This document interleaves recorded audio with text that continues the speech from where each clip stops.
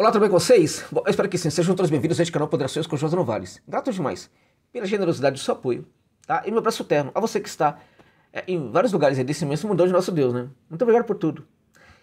Gente, olha só, é tanta informação que eu tenho dificuldade para começar, né? E eu vou precisar falar, inclusive, de ataques que a Rússia fez ontem, né? Um deles eu cheguei a relatar aqui no canal, mas naquele momento não se sabia o que de fato foi atingido com o ataque russo em Kharkov, tá? Um outro acontecimento de ontem que eu sequer pude relatar aqui neste canal foi um ataque que aconteceu às reservas ucranianas em Sumy. O que esses dois ataques têm de bastante interessante? Esses dois se configuram como os mais importantes desde o começo da operação militar especial. O maior ataque com destruição de reservas ucranianas, o maior, tá? E o ataque mais poderoso para destruir, eliminar mercenários da OTAN desde quando começou a operação militar especial. Então temos dois assuntos aqui que falam em situações maiúsculas. Tem mais. Segundo os relatos, né, dos ucranianos. E aí, né, o tamanho desse ataque tem a ver com os relatos dos ucranianos.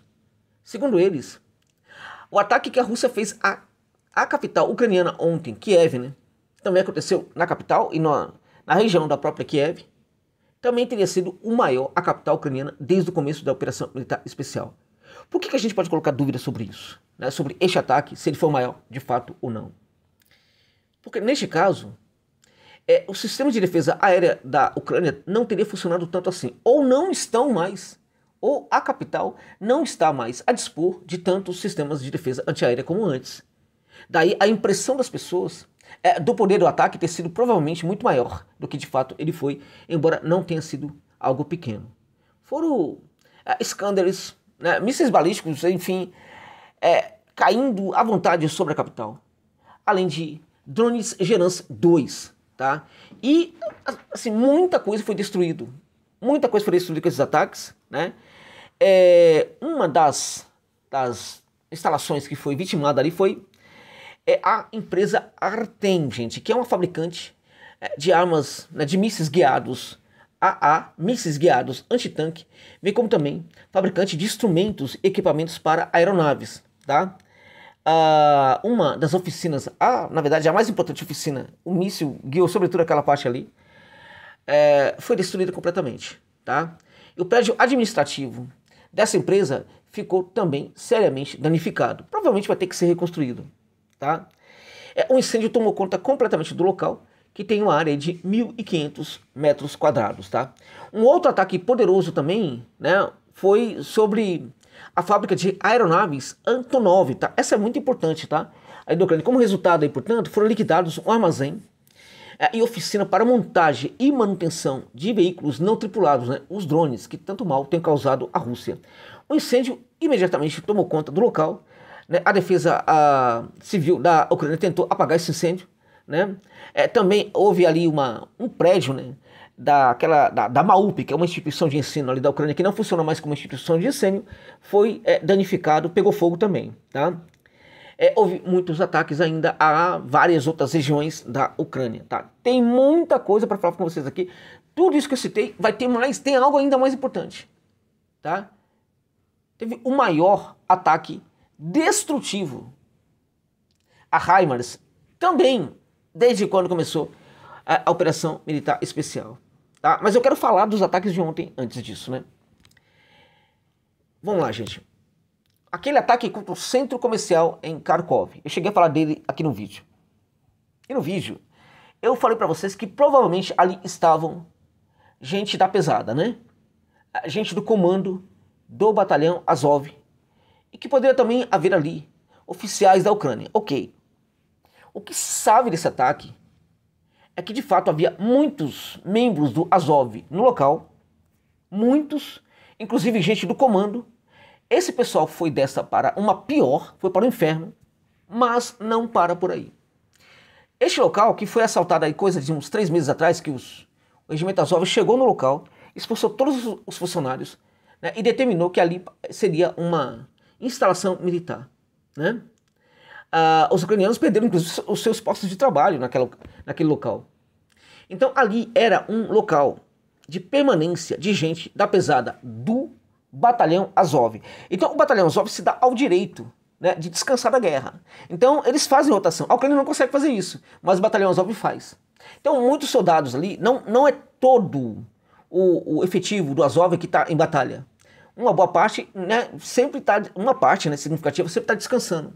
E era justamente esse pessoal que estava descansando naquele momento ali do ataque, inclusive comandantes do Azov, tá? Então era um ponto de permanência ali do batalhão Azov, mas era um ponto também de permanência temporária, né, permanência definitiva do Azov e permanência temporária de mercenários da OTAN. E aí, gente, olha, aí parece que foi um número incrível, absurdo de mercenários da OTAN que foi morto com esse ataque da Rússia. Havia mercenários de PMCs dos Estados Unidos, mercenários de PMC da Polônia, além de muitos estonianos, né, georgiano, de todos os mercenários de várias nacionalidades que você quiser, você encontra ali os corpos deles, né, ali naquele galpão ficou completamente destruído, tá? Então, com um único ataque russo, foi o maior ataque que eliminou mercenários da OTAN desde o começo da Operação Militar Especial.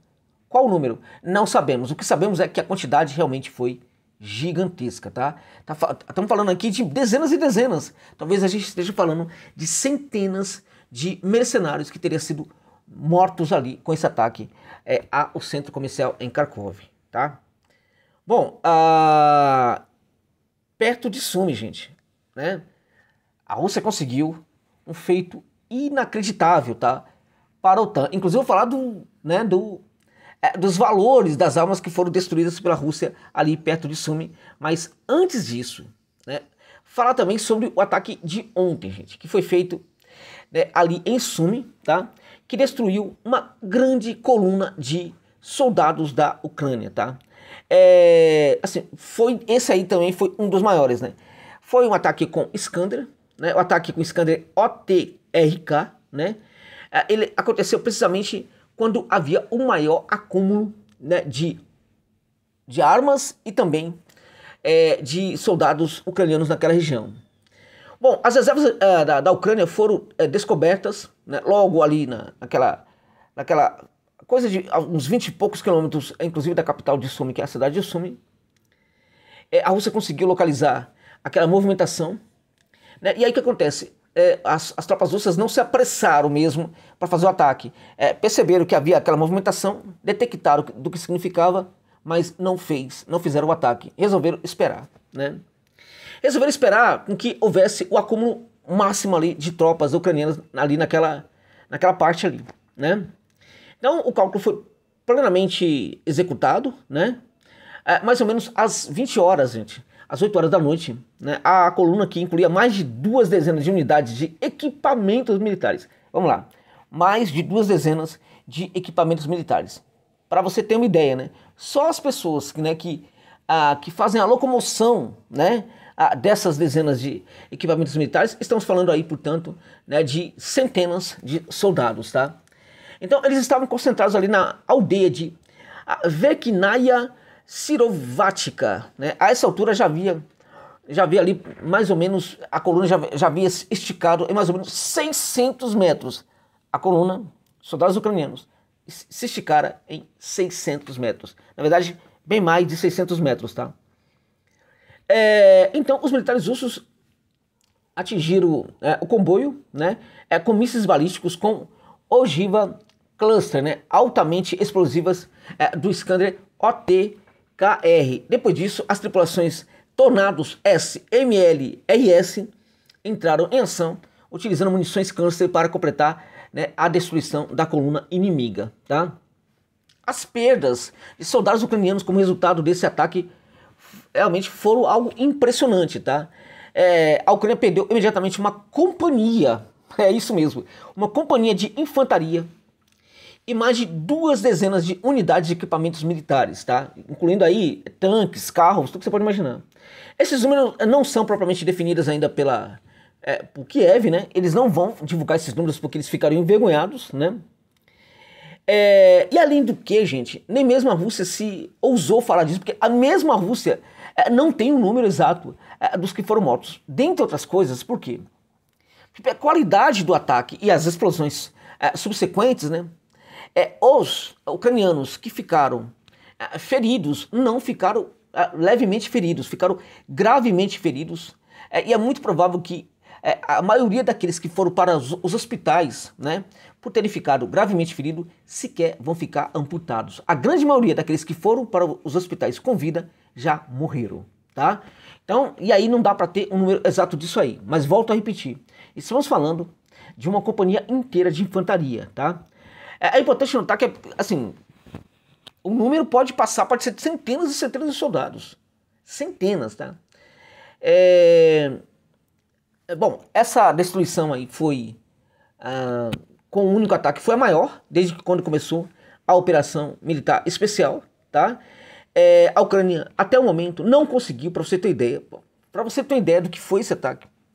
A Ucrânia, até amanhã de hoje, não havia conseguido, né, dar conta de recuperar todos os pedaços de corpos que ficaram ali naquele local, tá? Inclusive, corpos de soldados ali que, enfim, sem cabeça, sem braço, tal, não sei o quê, e que eles resolveram deixar por último, né, para tentar pelo menos salvar aqueles que estavam vivos. Um negócio assustador, realmente assustador, como poucas vezes a gente viu nessa operação militar especial, tá?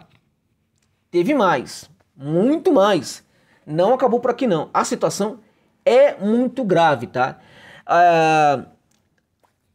Grade MLRS das Forças Armadas da Ucrânia, né, que vem disparando contra as posições das Forças Armadas da Rússia, tá? Também teria sido destruído, neste caso ali, naquela parte de Luhansk, né, que ainda está sob controle da Ucrânia. É um pedacinho bem pequenininho, tá? Ali os drones de reconhecimento russo localizaram, né, o grade MLRS da Ucrânia, disparou, enfim, eles haviam disparado em direção às tropas russas. Os drones perceberam isso, localizaram detectaram o seu local, né, entregaram ali para a inteligência russa, que soltou ali depois drones, né, e destruiu completamente ali esses lançadores da Ucrânia. Isso aconteceu nessa região, mas também teria havido destruição desses lançadores também em Kursk. Estamos falando aí de quase uma dezena de lançadores que teriam sido destruídos nesses dois locais aí, esses lançadores aí, tá? E não para por aí não, teve mais, tá? O que tá gerando uma sombra ali na Ucrânia até o momento, inclusive fora da Ucrânia, né? Como muita gente falando, né, que é necessário que a Ucrânia entenda o que está acontecendo neste momento e priorize as suas ações no combate às Forças Armadas da Federação da Rússia, gente, tá? Ok, vamos lá. Sobre tudo isso, na verdade, ainda esconde, tudo isso ainda, assim, são destruições as mais importantes do começo da Operação Militar Especial, sim. Né? O ataque a Kiev foi o mais importante, impactante desde o começo da Operação Militar Especial? Talvez, porque aí a apreciação, né, de que foi o maior vem dos ucranianos, e talvez essa impressão tenha sido contaminada pela dificuldade da defesa antiaérea da Ucrânia de evitar os ataques, né? Ok. Mas isso são coisas que, apesar do tamanho disso tudo, são coisas que acontecem o tempo inteiro. Agora, né, o ataque que aconteceu em Sumy contra as instalações de HIMARS, aí, meu amigo, o negócio é muito diferente, tá? 3 sistemas, gente, eu vou repetir, 3 sistemas HIMARS camuflados foram destruídos pelas Forças Armadas da Rússia a 20 quilômetros da parte sudeste da cidade de Sumy. Os ataques foram os mais eficazes, gente, de todos os tempos, tá? É isso mesmo, foram os ataques mais eficazes de todos os tempos contra lançadores da OTAN, tá? Eles aconteceram na noite, né, de 2 de setembro, ou seja, foi bem aí no final da tarde ali, começo da noite ali, 2 de setembro lá na Ucrânia, tá? Bom, houve a detecção ali, né, de onde estavam os HIMARS, né? Houve uma preparação ali para esse ataque, que foi um ataque massivo, dessas armas que seriam transferidas para Kursk, para que a Ucrânia... E aí é interessante, né? Porque a Ucrânia está mandando para Kursk todo o que há de melhor em suas peças bélicas, em suas armas da OTAN e assim por diante, porque a aposta é redobrada o tempo inteiro em relação a Kursk, tá? Então a Ucrânia está enviando tudo que tem de melhor para Kursk, tentando colocá-los ali em Sumy, evidentemente, e de Sumy transportá-los para Kursk, né? Batedores, portanto, detectaram preparativos para um bombardeio massivo nas áreas fronteiriças da Rússia, praticamente na área do assentamento de Osoievka, tá? Que fica ali perto de Sumy. Então, para aquele local foram enviados os HIMARS MLRS, tá? Bom, o primeiro míssil destruiu o lançador junto com a sua tripulação, tá? O segundo atingiu uma posição diferente, com alguns minutos de diferença também, tá? Mais tarde descobriu-se, né? Descobriu-se que um dos 3 lançadores HIMARS havia permanecido intacto, né? Enfim, a Rússia não perdeu tempo e jogou um outro míssil sobre este lançador, né? Com todos esse lançador aí, no caso, estava perto da vila de Glubnoyer, né? Com todos esses ataques, houve a destruição dos HIMARS e também de todo o pessoal que faz o HIMARS operar, né? São muitos, tá? Muitos que operam, né, esse sistema, talvez ali mais de uma dezena, né? Então estamos falando pelo menos aí de quase 40 soldados que teriam sido destruídos juntamente com esses HIMARS. Somente aqueles que estão ali junto, porque é muito provável que outros soldados estivessem presentes também. O ataque ele aconteceu para destruir os HIMARS e tudo que estava perto ali também. Meus amigos, só para você ter ideia, um sistema desse HIMARS custa alguma coisa em torno quase 600 milhões de dólares, tá? Quase 600. Os valores anteriores que falavam em alguma coisa em torno de 550 milhões são valores desatualizados. Seria algo em torno de 600 milhões de dólares. Estamos falando, portanto, que apenas com este ataque combinado da Rússia que destruiu esses 3 HIMARS, né, a OTAN teria perdeu, né? Algo em torno, em termos de dinheiro, 1 bilhão e 800 milhões de dólares. Foi isso que a Rússia destruiu com esse ataque.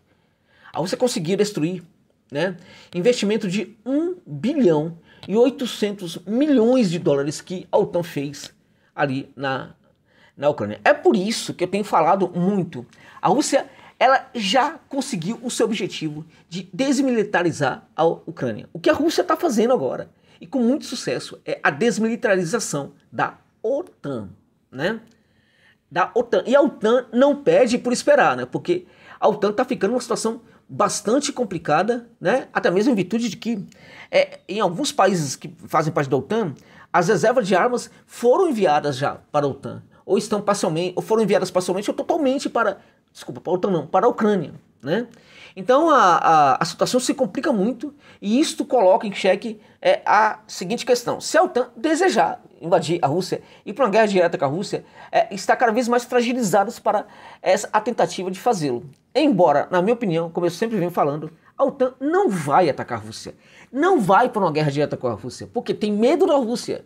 Porque a OTAN, embora seja composta por 32 nações, sem contar todos aqueles que a ajudam, né? Poderia falar em, sei lá, mais de 50 nações, né, que mandariam armas, que ajudaria tal, a própria Ucrânia que não faz parte da OTAN e tudo mais tal. Estamos falando talvez que 50 nações, tudo isso junto, gente. É isso mesmo. Está perdendo a guerra para a Rússia, tá? A OTAN, ela pratica neste momento contra a Rússia a sua guerra possível, tá? Então já tem um combate da OTAN contra a Rússia que ocorre no território ucraniano. E esse combate que a OTAN faz através de um proxy é o combate possível que a OTAN pode praticar em relação à Rússia, né? Porque a OTAN sabe que não pode ir para uma guerra direta contra a Rússia. E se hoje decidisse fazê-lo, né, teria esse problema, porque ela está muito desmilitarizada, com grande parte das suas armas destruídas, ou evidentemente, né, e também, né, aquelas armas que já existem e que seriam colocadas em ação, são armas que, de certa forma, perderam bastante o prestígio depois de tantas derrotas que a OTAN sofreu, né, e que suas armas sofreram no território ucraniano, tá? Claramente que a OTAN teria que partir para uma guerra nuclear, mas aí aquela história, né? Eles sabem que se partirem para esse tipo de guerra, né, o mundo inteiro será destruído. Eles também serão destruídos. Então, eu presumo que esse tipo de confronto eles não vão tentar fazer também, porque sabem que a Rússia é uma potência nuclear que pode destruir todos os países da OTAN, né? Assim como também poderá a Rússia ser destruída, evidentemente, tá? Então, a situação é muito clara. A OTAN está sendo derrotada de uma maneira atroz, cruel na Ucrânia. Todos os dias temos capítulos mais importantes sobre isso, assim como a tal da Ucrânia já foi esmagada, né? A Ucrânia hoje ainda está em guerra com a Rússia por ser um proxy da OTAN, né? É um proxy completamente destruído, um proxy para o qual ninguém se importa. Ninguém se importa com a Ucrânia, ninguém se importa com os ucranianos, né? São eslavos, né? E a Rússia está destruindo não somente a Ucrânia, como também está destruindo a OTAN. E é também em virtude disso que alguns outros proxies aí que a OTAN tentou construir, né, como por exemplo Moldávia, a Geórgia, a Armênia e tudo mais tal, não tem funcionado. Por quê? Porque esses países, né, sabem que os lituanos, né, os estonianos, sabem que esses países, na verdade, não atuarão sozinhos contra a Rússia. Vão precisar de todo o apoio logístico, todas as armas, todo o investimento, todo o dinheiro da OTAN. A OTAN já está perdendo tudo isso, né, dinheiro, condição logística e tudo mais, apenas com esse proxy chamado Ucrânia. Vai perder muito mais, vai ser completamente destruída se utilizar neste momento outros proxies para atingir a Rússia. Porque não é colocar, por exemplo, a Geórgia para fazer guerra contra a Rússia, ou a Moldávia, né, da fascista da Maia Sandu, para fazer guerra contra a Rússia. A OTAN vai ter que colocar muito dinheiro, muitas armas, muitos investimentos na Moldávia para que esse proxy fique poderoso e consiga, né, batalhar, ainda que por um curto espaço de tempo, contra a Rússia. Ou seja, o que a OTAN terá de fazer é o mesmo que está fazendo com a Ucrânia hoje. Se já está a sofrer uma derrota colossal, se utilizando desse proxy chamado a Ucrânia, né? Imagina se resolver buscar, né, construir outros proxies para enfrentar a Rússia. A OTAN não tem condição para isso hoje. E não tem por quê? Porque está sendo derrotada de maneira brutal, de maneira atroz, pela Federação da Rússia, amigos e amigas. É isso. É isso.